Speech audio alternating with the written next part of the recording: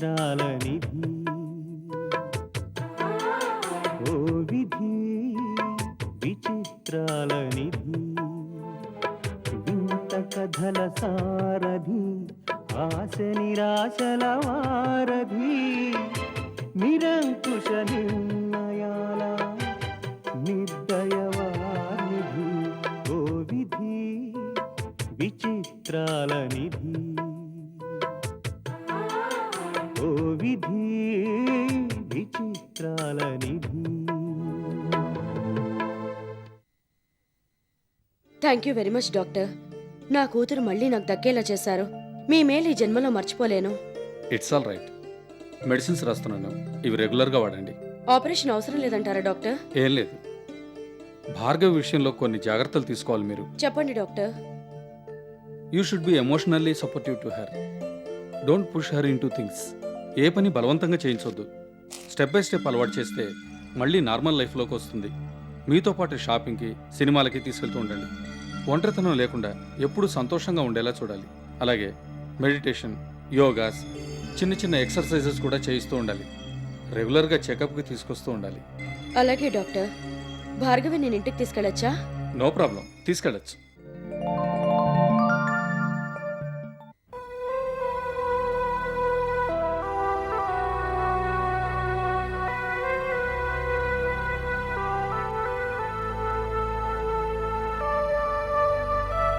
సుధీర్, భోజనం చేయకుండా ఎంతసేపు అలా కూర్చుంటావు? రా. నాకు ఆకలిగా లేదమ్మా. 3 రోజుల నుంచి మంచం మీద ఉన్న మొగుడిని కూడా వదిలేసి ఎక్కడో తిరుగుతుంది. దానికోసం నువ్వేం కడుపు మార్చుకోనక్కర్లేదు. 3 రోజుల నుంచి మనిషి కనబడడం లేదు. ఏమైందో ఏంటో అని భయంతో చస్తుంటే అలాంటవేంటమ్మా? దానికోసం నువ్వు బెంగ పెట్టుకొని బాధపడక్కర్లేదు. అదేం తక్కువది కాదు. ఒంటి చేత్తో చక్రం తిప్పగలదు, అంత జాణ. నా ఆపరేషన్ కావాల్సిన డబ్బు కోసం తను నానా బాధలు పడుతోంది. ఆ పనిలోనే ఎక్కడో ఇరుక్కుపోయి ఉంటుంది అని నువ్వు అనుకుంటున్నావు. ఇంట్లో ఉన్నంత కాలం నీ పనులన్నీ చేసేస్తే నా పెళ్ళాం పతివ్రత అని మురిసిపోతున్నావు కాబోలు. అదంతా నాటకం. దానికోసం నువ్వు కడుపు మార్చుకోవడం ఎందుకు? అది శుభ్రంగా తిని ఎవరితోనో కులుగుతుందో ఏమో, మనకేం తెలుసు? అమ్మా, నా మీద ఎందుకు రాలుస్తావు? పెళ్ళైన ఓ ఆడది 3 రోజుల నుంచి ఇల్లు పట్టకుండా తిరుగుతుందంటే దాని అర్థం ఏంటి? ఎక్కడికి వెళ్ళినట్టు? దానికి ఏమైనా చుట్టాలా, పక్కాలా? ఎక్కడ పుట్టిందో తెలీదు, ఎవరున్నారో తెలీదు. గాలికి ధూళికి పెరిగిన దరిద్రాన్ని నెత్తికెక్కించుకున్నావు. అందుకు ఇప్పుడు అనుభవిస్తున్నావు. అది చాలదు, నా మీద ఎందుకు అరుస్తావు? ఇదేదో నీ పెళ్ళాం మీద అరిచుంటే అది సంసారపక్షంగా ఇంట్లోనే ఉండేది. ఆ పని నీకు చేత కాలేదు కాబట్టి అది నిన్ను వెర్రివాణ్ణి చేసి ఆడిస్తుంది. నువ్వెన్నైనాను, కావేరి అలాంటిది కాదు. తనెప్పుడూ ఎలాంటి తప్పు చేయదు. కావేరి సంగతి నాకు బాగా తెలుసు. పాపం, తను ఆ డబ్బు సంపాదించే ప్రయత్నంలోనే ఉండుంటుంది. సంపాదిస్తుంది, ఎందుకు సంపాదించదు? ఇంటి సంగతి ఎలా ఉన్నా దాని షోకులకి సరదాలకి డబ్బు కావాలి కదా. మొగుడినైనా వదులుకుంటుందేమో గాని అవెందుకు వదులుకుంటుంది? ముందు నువ్వు లోపలికెళ్ళు. తల్లి మీద కోపం బాగానే చూపిస్తావు, అంతా నీ కర్మ.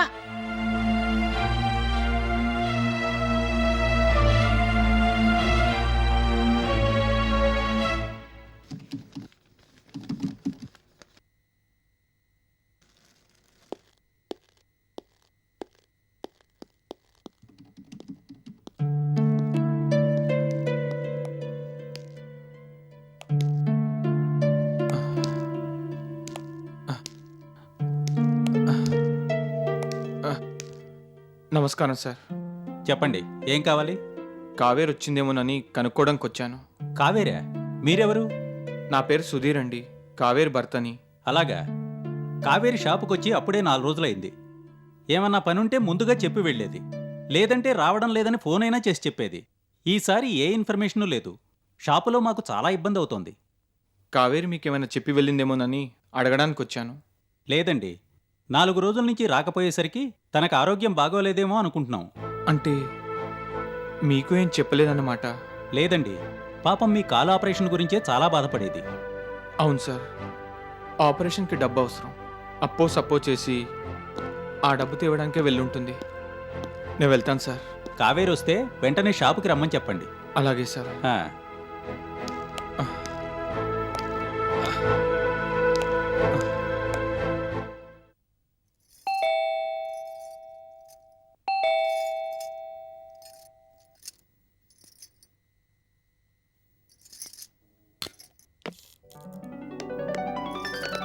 నూకాలు ఓలమ్మ ఓలమ్మ చిన్నమ్మ గారా ఇది కళా నిజమా? నిజమే నూకాలు. ఓలమ్మ ఓలమ్మ ఎన్నాళ్ళకి మళ్ళీ ఆ పిలిపిన్నాను. నా చెవులకున్న తుప్పు వదిలిపోనాది. భార్గవి నువ్వు మాట్లాడుతుండు, నేను ఇప్పుడే వస్తాను. ఉమ్, రెండమ్మ గారు కూకుడండి. ఎలా ఉన్నావు నూకాలు? నా అదేటుంటదమ్మా, గానిగదిలో గిరగిరా తిరుగుతూ పనులు చేసుకోవటం, అమ్మగారి చేత శివాట్లు తింటాం, అంతకంటే ఇంకేటుంటది? తవరంతే కాస్తంత సందడైనా ఉండేది. తవరు నేకపోతుంతో ఇంటికాలే పోనాది. ఒక సరదా లేదు, సంబడం లేదు. పోనండి, ఇన్నాళ్ళకి మళ్ళీ తమరు వచ్చేసినారు, అది చాలు. ఇన్నాళ్ళు ఏడున్నారు, ఏడు తిన్నారు చెప్పండి. తమరికి ఏటి కావాలో చెప్పండి, అన్నీ చేసేటేస్తాను. ఆయన ఎలా ఉన్నారు నూకాలు? ఎవడమ్మా? మా మామ సంగతేనా అడుగుతున్నారు? బాగా సంపాదిస్తున్నాడు, నాను డబ్బులు పంపిస్తున్నాను, ఇంకేటి కావాలా? చక్కగా మగరాజులాగా ఉన్నాడు. ఎవరైనా బాగుండడమే కదా మనకు కావాల్సింది. ఇంతకీ మా ఆయన ఎలా ఉన్నారు నూకాలు? ఓలమ్మో, నా మతి పడిపోను. తవరు అడిగింది దీపక్ బాబు గురించా? ఆయనకేటమ్మా, తవరు నేరని నోటే గాని హాయిగా ఉన్నారు. ఆ బాబుని తమరు వత్తయ్య గారు, అదే లచ్చిందేవి గారు సంటి కుర్రోని చూసుకున్నట్టు చూసుకుంటున్నారు. ఈ నోదు బాబు కూడా తండ్రి దగ్గరికి వెళ్ళిపోన్నారు. వాళ్ళిద్దరూ చక్కగా కలిసిపోన్నారు. ఎన్నున్నా తమరు లేని నోటే కదమ్మా, అది బయటికి చెప్పుకోనేరు కదా. నన్ను ఎప్పుడైనా తలుచుకుంటుంటారా? అదేటమ్మా అంత మాట అనేసినారు? తమను మర్చిపోతేనే కదా తలుసుకోవడానికి.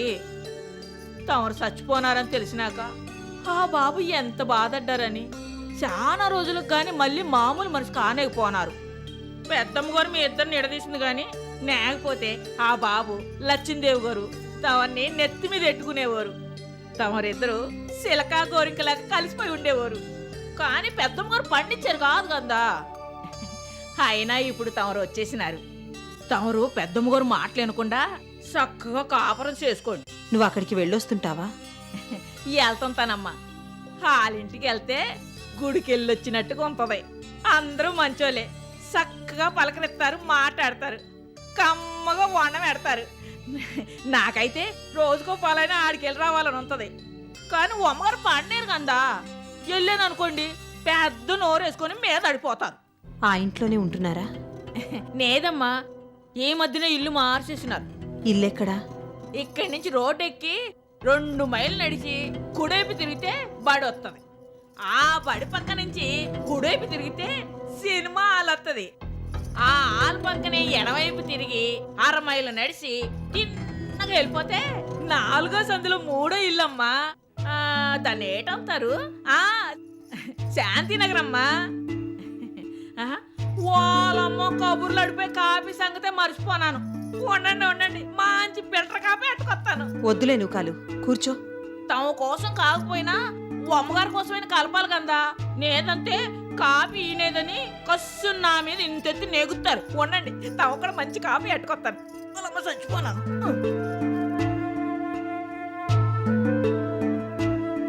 చీరలు, చుడిదాస్, లేటెస్ట్ వెరైటీస్ ఏమున్నాయో అన్నీ పంపించండి.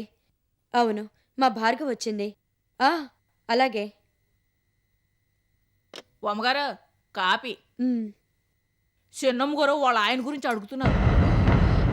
దీపక్ గురించి అడుగుతుందా? తమకంతే అక్కర్లేదు కానీ పెళ్ళం అన్నాక మొగుడు గురించి అడగకుండా ఎలాగొంటారమ్మా? అందులోని చూశానాలైంది కదా, చూడాలని ఉంటది. నువ్వేం చెప్పావు? నా నేడు చెప్పినా తమరింతెత్తు ఎగురుతారు కదా, అందుకే ఎక్కువగా ఏడు చెప్పలేదు. దీపక్ బాబుకి మళ్ళీ పెళ్ళయిందని చెప్పాలా వద్దా అని అనుమానం వచ్చి ఆగిపోయినా. మంచి పని చేశావు. ఆ విషయం మాత్రం చెప్పకు. ప్రేమలు, పెళ్ళిళ్ళు, మొగుడు పెళ్ళాలు, సంసారం, పిల్లలు, ఈ సోదంతా నీకు అలవాటే కదా. అవన్నీ చెప్పి దాని బుర్ర పాడు చేయకు. తమ సంగతి తెలుసు కదా, నానేది చెప్తాలేండి. సర్లే, బట్టల షాప్ వాడికి బట్టలు పంపించమని ఫోన్ చేశాను. కాసేపట్లో వాడు వస్తాడు. కిందకెళ్దాం పదా. ఎవరికమ్మా? నాకే.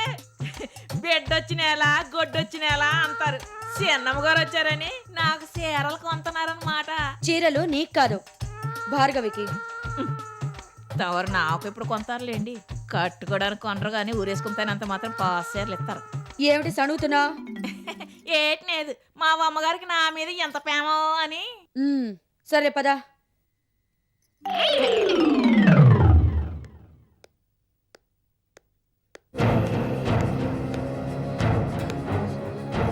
భార్గవేది?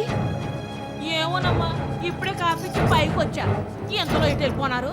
చిన్నమ్మగారు, చిన్నమ్మగారు.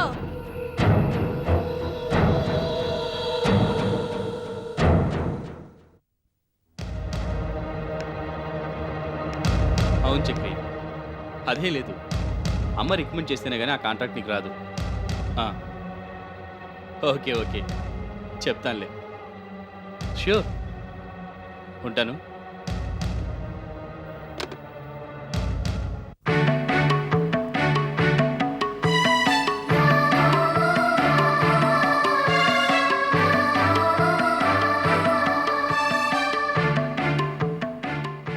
భార్గవి, ఏమండి, సాయంత్రం త్వరగా వచ్చేసేయండి. గుడికి వెళ్ళాలి. ఈ రోజు ఏదో విశేషం అంట. భార్యాభర్తలు తప్పకుండా దర్శనం చేసుకోవాలట.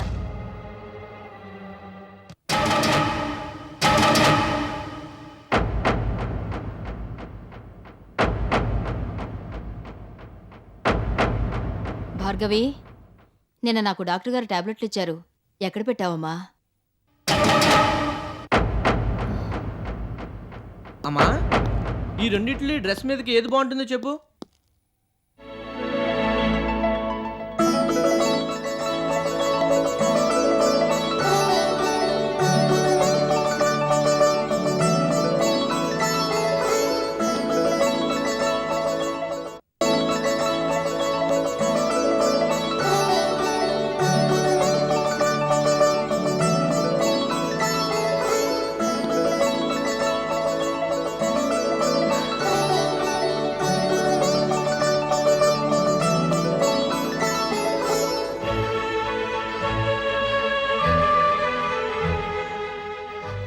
భార్గవి, ఇక్కడే నిలబడిపోయావంటమ్మా.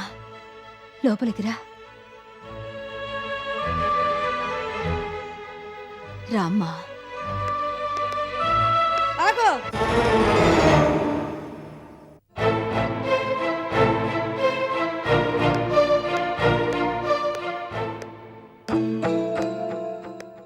కొడుక్కి మళ్ళీ పెళ్లి చేసి ఏ మొహం పెట్టుకుని నా కూతురిని లోపలికి రమ్మంటున్నా? ఆ మాట అనడానికి సిగ్గులేదు? భార్గవి, ఇక్కడ ఏముందని వచ్చావు? ఎవరున్నారని వచ్చావు? నీ భర్త నీ ప్రేమకు దూరమై బాధపడిపోతున్నాడని వచ్చావా? ఇంకా నిన్ను గుండెల్లో పెట్టుకుని పూజిస్తున్నాడనుకుని వచ్చావా? లేదమ్మా, నువ్వు చనిపోయావనుకుని సంతోషించేవాళ్లే తప్ప ఈ ఇంట్లో నీ కోసం బాధపడే వాళ్ళు ఎవరూ లేరు. నిజంగా ఉంటే నీ భర్త అమ్మ మాట విని ఓ బజార్ దాని మెడలో తాళి కట్టి నీ స్థానంలో నిలబెట్టేవాడు కాదు. నీ కొడుకు అమ్మ అమ్మ అని దాని కొంగు పట్టుకుని తిరిగేవాడు కాదు. నీ భర్తకి నీ మీద ప్రేమ లేదు, నీ కొడుక్కి అభిమానం లేదు. వాళ్ళకే లేనప్పుడు ఏ సంబంధం నేను లక్ష్మీదేవికి ఎలా ఉంటుందనుకున్నా? ఈ నీచమైన మనుషులకి ఇంకా నీ మీద ప్రేమ మిగిలిందనుకునే పరిగెత్తుకొచ్చావా? నిన్ను నీ జ్ఞాపకాలని వాళ్ళెప్పుడో సమాధి చేసేశారు. వదిలిపోయిందనుకున్న దరిద్రం మళ్ళీ వచ్చిందేమిటి అనుకునేవాళ్లే తప్ప నువ్వు వచ్చినందుకు ఆనందంతో పొంగిపోయి ఎగిరి గంతేసేవాళ్ళు ఇక్కడెవ్వరూ లేరు.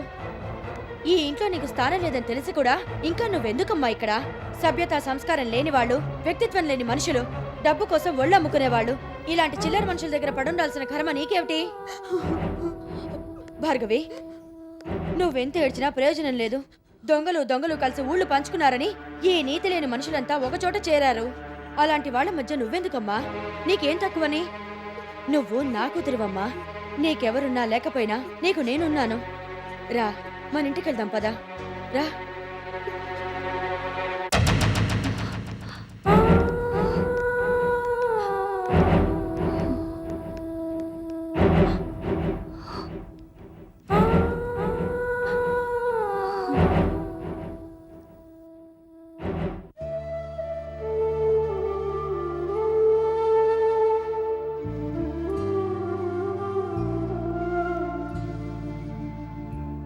చిన్నమ్మగారు, చిన్నమ్మగారు, ఏటమ్మా అలాగున్నారు?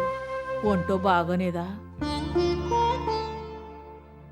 అదేం లేదు నూకాలు. ఏటి లేకపోతే అలాగెందుకుంటారమ్మా? సరదాగా నవ్వుతూ సెంగు సెంగుని ఎగురుతూ తమరు ఎలాగుండేవారో నాకు తెలదేటి.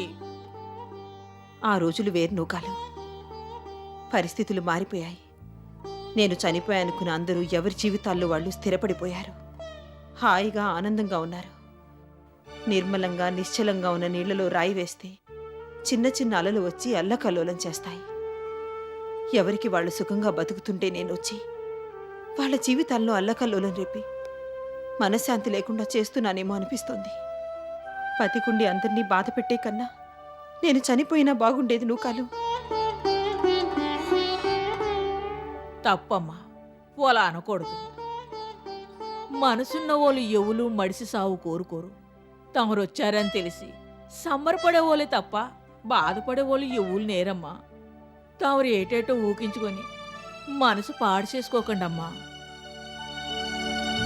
అందాకెందుకమ్మా, పెద్దమ్మ గారిని చూడండి, పైకి పెద్ద పుల్లులు అగుపిస్తారే గాని మనసు నిండా తమ గురించి బాధేనమ్మా. రోజుకో పాలైనా తమ ఫోటో ముందు నిలబడి కన్నీళ్ళు ఎట్టుకోవటం నన్ను చాలాసార్లు చూశానమ్మా. తమరు వచ్చాక అమ్మగారి ముఖంలోకి ఎంత కళ్ళొచ్చిందో, ఎంత సంతోషంగా ఉన్నారో నాకు తెలుసమ్మా, నాకు తెలుసు. భార్గవి, నువ్వు ఇలాగ తిరిగి రావడం నా అదృష్టం అమ్మా. ఎవరి సంగతో మనకు అనవసరం. ప్రతి క్షణం నీ గురించి ఆలోచించే ఈ అమ్మ కోసమైనా నువ్వు బతకాలి. చనిపోయినా బాగుండేదని ఇంకెప్పుడు అనకమ్మా. ఈ అమ్మ మనసు తట్టుకోలేదు.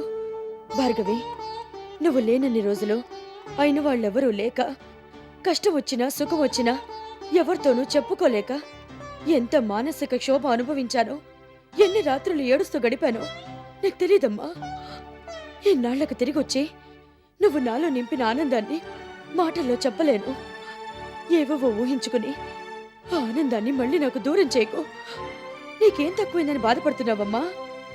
ఎవరున్నా లేకపోయినా నీకు ఈ అమ్ముంది. అమ్మ ప్రేమ